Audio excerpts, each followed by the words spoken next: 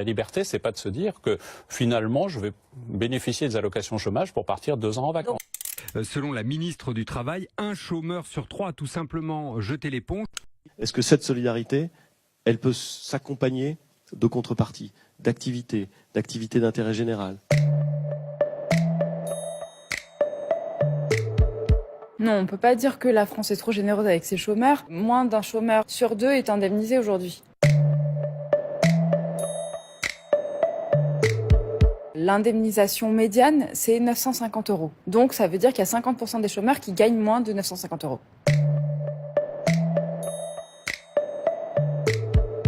Vous ne méritez pas une indemnité, mais vous êtes indemnisé parce que vous avez cotisé. En fait, le chômage, c'est en France un système assurantiel, c'est-à-dire que quand vous êtes salarié, vous cotisez, et ensuite, lorsque le risque chômage survient pour vous, à ce moment-là, vous pouvez être indemnisé de manière proportionnelle à votre ancien salaire. Si vous avez moins de 55 ans, ce sera au maximum 2 ans, mais il faut avoir en tête que pour une grande partie des demandeurs d'emploi, c'est-à-dire 66% aujourd'hui, les gens ne vont pas à la fin de leurs droits. Non, ça n'est pas plus confortable.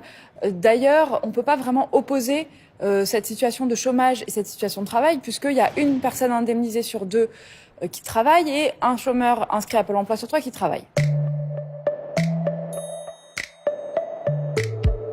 La dégressivité des allocations, c'est le principe selon lequel, au bout d'une certaine durée de chômage, votre indemnisation va diminuer. L'idée sous-jacente derrière, c'est de dire que parce que l'indemnisation diminue, vous allez faire des efforts pour rechercher un emploi qui vont être plus importants. Sauf que, dans les faits, les études montrent que ça n'est pas le cas. Entre 1992 et 2000, le système de la dégressivité existait en France. On n'a pas constaté cet effet, c'est-à-dire que le retour à l'emploi était plus rapide. Vous êtes indemnisé de manière proportionnelle à votre ancien salaire. Alors, il y a un plafonnement en France qui est actuellement autour de 6 300 €, mais ça représente que 0,02% des allocataires. Les cadres, donc les personnes qui perçoivent des salaires importants, cotisent plus que ce qu'ils ne reçoivent comme prestation. Donc si on plafonne l'indemnisation, on va aussi plafonner la cotisation, et donc pour l'assurance chômage, ça ne va pas du tout être un calcul favorable.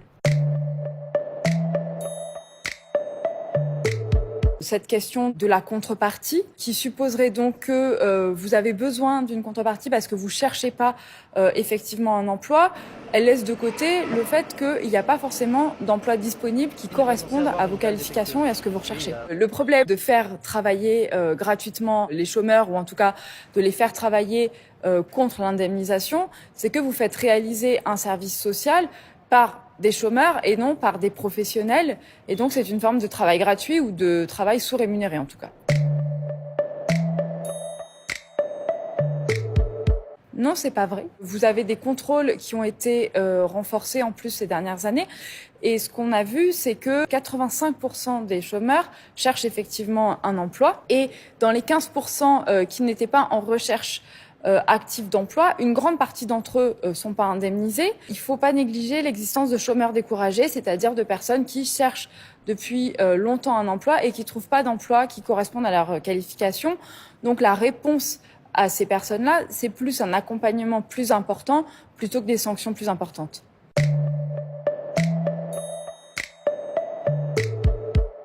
Dans la plupart des cas, les demandeurs d'emploi ne se voient pas proposer 2 offres qui correspondent à leur qualification. On est à moins de 1% de personnes qui ont été radiées parce qu'elles ont refusé 2 offres d'emploi. L'augmentation du contrôle, en général, comme la dégressivité, ça conduit les personnes à être dans des situations financières et morale de pression, et donc à prendre n'importe quel emploi, ou en tout cas à pas attendre de trouver l'emploi qui correspond réellement à leur qualification ou à ce qu'elles recherchent. Et donc, ça va faire qu'elles vont rester moins longtemps sur les emplois. Il va y avoir un turnover plus important. Vous allez avoir des gens qui sont pas forcément motivés pour leur emploi. Donc, c'est pas favorable pour les entreprises. Non, on ne peut pas dire que les chômeurs français coûtent très cher. L'accompagnement, comme l'indemnisation, est en grande partie financé par les cotisations. Donc c'est les salariés eux-mêmes qui se financent finalement leur accompagnement lorsqu'ils sont au chômage. Et par rapport aux autres pays européens, les taux d'encadrement, c'est-à-dire le nombre de conseillers par personne au chômage, est plus faible que dans de nombreux pays européens.